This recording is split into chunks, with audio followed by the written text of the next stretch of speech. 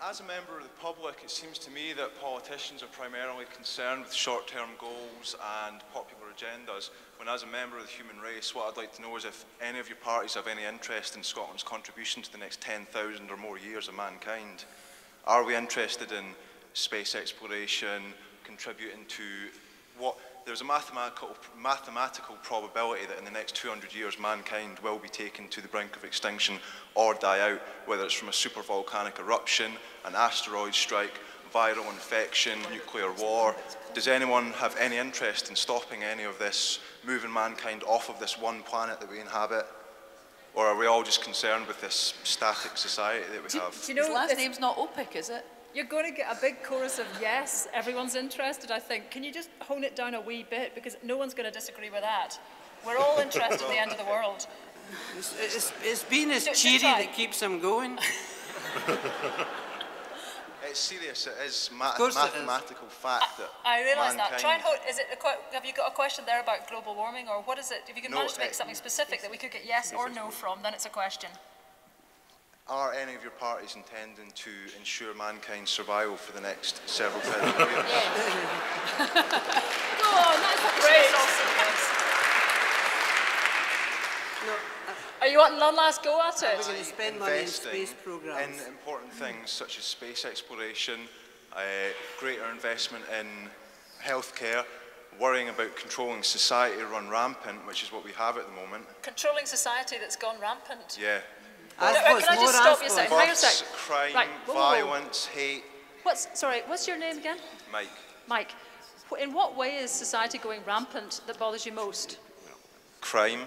Crime? What kind of crime? Have you been a victim of crime? Everybody, I'm sure, at some point has been a victim of a crime. Yeah. Once you get to a certain age anyway, whether it's low-scale violence, whether it's the burglary of your home, whether it's being stabbed in the face because you happen to get off the wrong bus stop somewhere in the wrong part of town. Right, these guys are laughing, but this happens. This does happen. Yeah, it's happened recently. Right. It happens every day in some parts of the world.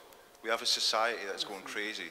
Okay, I'm still asking, just to get it in proportion, has this happened to you or anyone you know? It's happened to me and it's happened to people I know. Uh-huh. But it's certainly not because it's just a personal issue that I'm asking. It's because it's an issue that affects all of our society. Yeah, no, I'm only trying to find out because then we get something specific people can actually answer. Anybody got any thoughts on that? Because, you know, the question of how safe or otherwise people feel is a legitimate concern. More as Margot, no. whoa. Need to get anybody who hasn't spoken for a while? Sarah?